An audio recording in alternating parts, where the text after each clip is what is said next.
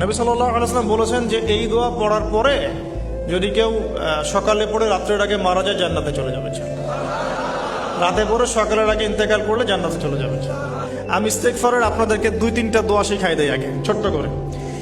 এক নাম্বার, যারা একটু পড়াশোনা করেন মাশাআল্লাহ তারা এইটা পড়বেন, সাইয়্যিদুল ইস্তেগফার।